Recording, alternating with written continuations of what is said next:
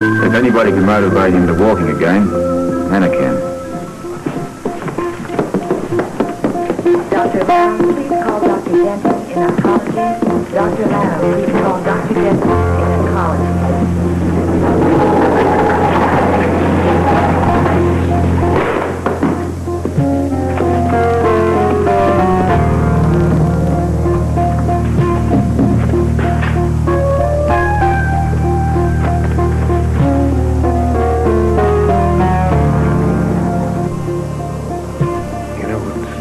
About all of this. You see me this way. I hate being so vulnerable. I'm scared. But I can't help it, and I'm terrified. You have every reason to be scared at the moment. Yeah, I'll never walk again. Don't say that. It's true, Anna.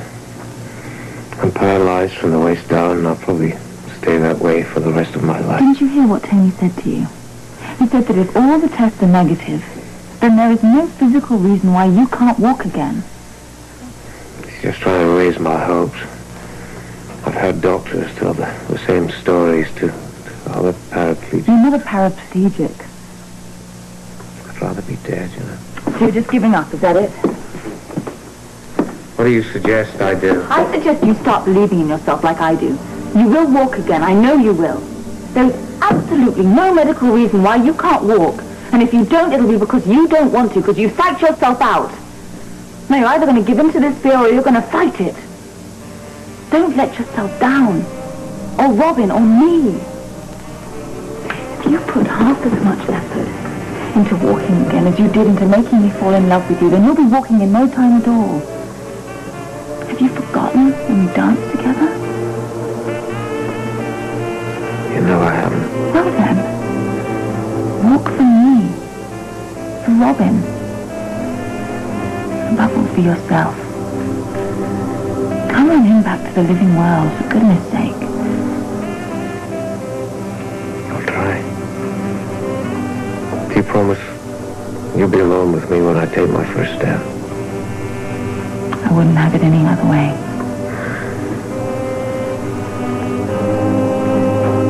Tell Tony I'm ready for my x-rays whenever he is. Yeah, I'll tell him. And then I'll go home and put on a special dress. What sort of a dress? Oh, you'll see. Call it added incentive. I'll get the guard to help you with the wheelchair. Guard, excuse me. Could you get a nurse, please, also?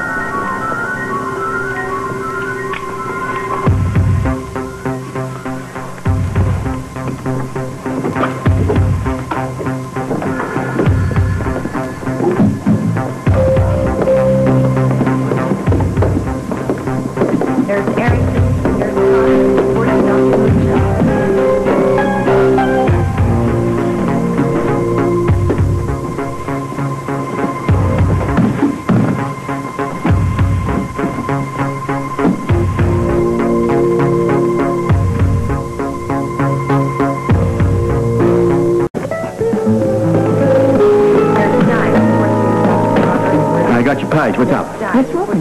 She's in the nursery playing with the kids. So how'd it go with Duke? I managed to persuade him to have the x-ray done. And? He's convinced, regardless of how it turns out, that he will never walk again. He's scared stiff.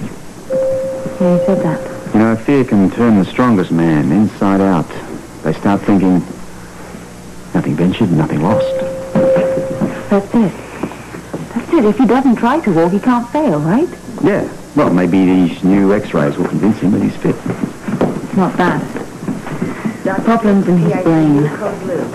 And I don't think I can solve it. Maybe Tony can. I don't think so. Maybe you can talk to him. Me? How? Well, you said you've been there before. Yeah. Come on. Yeah. I've seen... No, I know, but you said in the WSB you saw a number of agents that it was suffering from traumatic psychological problems because of assignments they've been through. Now, you said that they were literally paralyzed from fear. Now, how did you help them? Oh, many times I couldn't. I'm not asking for a miracle. I just want you to help him. Talk to him. Well, you sit them down and you talk one-on-one, make them confront the fear. That's half the battle. There's an old saying, that which doesn't kill me makes me stronger. I want you to tell him that. Please, Robert, I can't do it. I'm begging you. I don't have anywhere else to turn. And if you can't get through to him... I know how much this means to you. It's more than just the walking. It's his whole self-respect. If he doesn't walk, he's not going to be good for anything yet. Will you help him? For me, please, Robert, will you? No. He saved my life. I owe him that much. Mm-hmm. This could be your way of paying him back. There's Finnegan. Please call the third floor. Now, I've got to find Robin. There's Finnegan. Please call the third floor.